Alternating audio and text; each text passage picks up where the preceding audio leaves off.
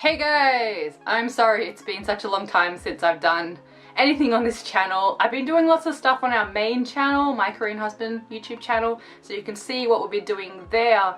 But this channel I haven't done as much, and I haven't done my snapshot of the day videos much because health-wise I've been sort of stuck at home. So there's only so many shots of like, this is my day inside that I can show you, so I apologize for that, but I'm going to answer some questions today. So I asked on my Instagram if you guys had any questions for me, and there was a bunch of questions, so I'll just go through as many of them as I can. Okay, Rochelle Music Lover 20 asks, what is your favorite Korean dish to eat? Okay, this really depends on what my mood is. So sometimes I really want tteokbokki, which is like the spicy rice cake, like street food. Other times I really want like Korean fried chicken, and then other times I just want like a, you know, like a really good soup or something like that. So I really can't answer this question. It just depends on my mood, I think. But let me know in the comment section if you guys have a favorite Korean dish. I feel like when I lived in Australia and there was less available, that's when I was like, I like japchae the best, I like bulgogi the best, because there was, you know, less things. But now I'm in Korea and it's accessible all the time, like my tastes just change all the time as well. Jenny Bean asks, have you any favorite quotes or phrases that speak to you? Not so much of like the motivational quotes. Hugh, my husband, is much more into them than I am. He's the type on Facebook, you know, post motivational quote and, oh, this really speaks to me.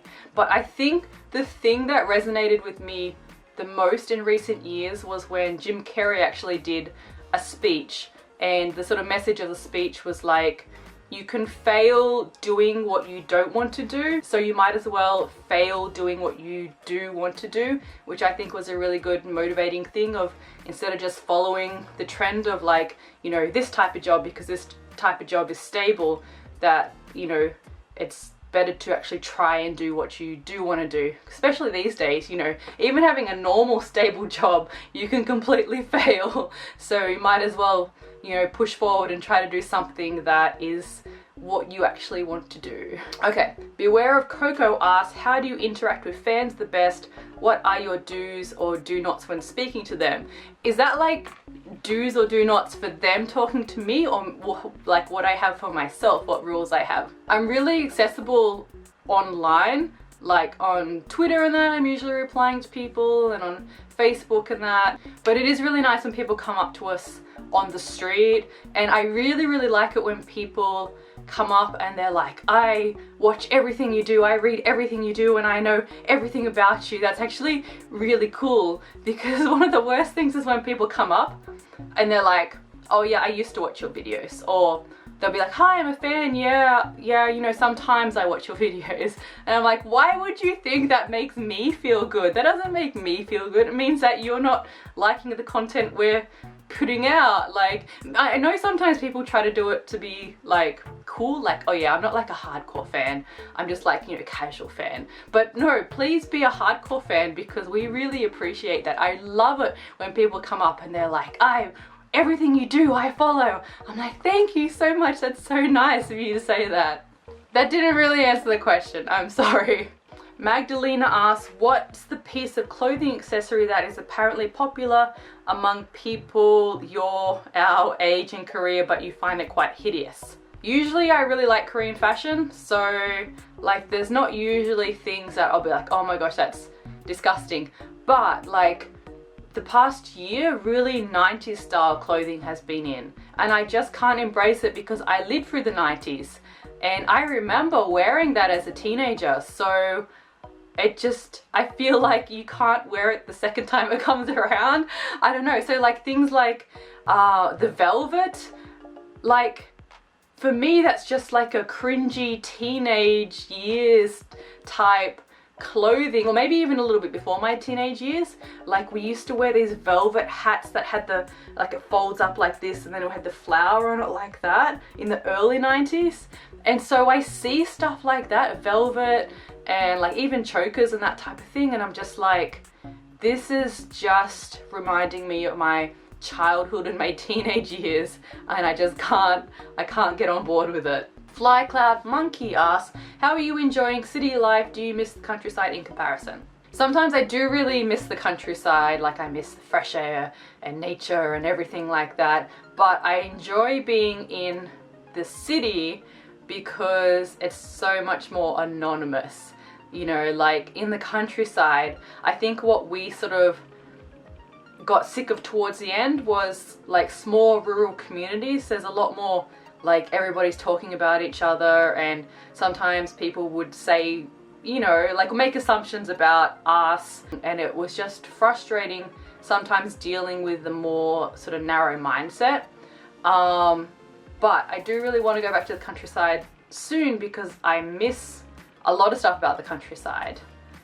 But, you know, we're in Seoul, we have our own place, we have access to, you know, all this stuff. So there's so many more benefits to being in Seoul. But I do really need to go back because for a lot of my backgrounds for my webtoon, I need photos to work from. Like, a lot of the stories are set in real places in our little village there. And I'm running really low on sort of location shots that I can use for the webtoon. So like I need to go back and I need to get like stuff for art. Also, in case if you guys don't know, I have 2 Instagrams. So there's the My Korean Husband Instagram, which is our main one, but I also have another one which is Nicholalala. So I asked on there if people had some questions as well. Savvy23H, 23 hours, is that what that means? What are some cultural things you miss about Australia? Do you ever miss being able to blend in? Yeah, sometimes you just have a really bad day in Korea and someone will be staring at you and you just are like, I'm really over this. But the majority of the time, like, I'm okay with being different in Korea, and you know, I have a lot of white privilege as well, so it's a lot easier for me than it is for a lot of other foreigners in Korea. So I'm not going to complain about that too much, and I still love being in Korea. But there's of course elements of my own culture that I miss. Like I miss being able to go swimming a lot in Australia, which I think everybody already knows that about me. I miss sort of the way that Australians interact with nature more than Koreans do. Like Koreans love nature and they love going out and doing stuff, but it's sort of like they take a tent with them and then they sit inside the tent, so they're outside but inside at the same time. Like along the Han River at the moment, everybody's going out because the weather's now nice, but everybody's sitting in a tent. It's like a camping ground. I feel like Australia has so much more nature, right? Like we grow up in a lot more nature, we have a lot more space, and we have a lot more variety of nature. So I feel like we interact a lot more with nature. Like we're going to jump in the lake or the river or the ocean, we're going to climb trees, we're going to mess around in nature a lot more, where Koreans like to transplant their home comforts to the outside and then not even kind of look at it that much because they're going to sit in a little tent like this. So yeah, that's a big cultural difference. I'm also waiting for Hugh to come out and like scold me if I'm saying anything that's like Koreans are like this or whatever. Was that okay what I said, baby? Yeah. Okay, that he didn't hear. Okay, Dove Pond said, random question, how much do you miss ovens? Because I can't imagine living without mine. So much. And a lot of new apartments in Seoul have ovens now. So sort of like when we upgrade our apartment, you know, maybe we'll have an oven there. So that's why I sort of haven't tried to get like a, you know, some people get like little benchtop ones like that, but I'm just like, we don't have the bench space for that. It's just another appliance to take up space, but I miss it so much. This is what it's like for me. Like, oh, I want to cook something. Oh, I've got this food here. I'm going to find a recipe. And the majority of like recipes in English will be like, preheat the oven. And I'll be like, done. I can't even look at this. Like, Western cooking has ovens so much, and I'm so over it at the moment because I can't use one. I'm just like, can we just have some other options besides an oven when you do these recipes? Because I'm really sick of it. But you know, once we get an oven in a new apartment, someday in the future, it will be okay. But at the moment, I get very frustrated when I'm looking online and it's like, the first thing is preheat oven. I'm like, nope. Okay, I think that's all the questions I can tackle at the moment. Let me know if you would like me to do another one of these videos. And remember that, Like, these ones are just me, so you can ask me more personal questions just about me, because Hugh's not here. Except I see him walking in his underwear behind the camera over there. What are you doing?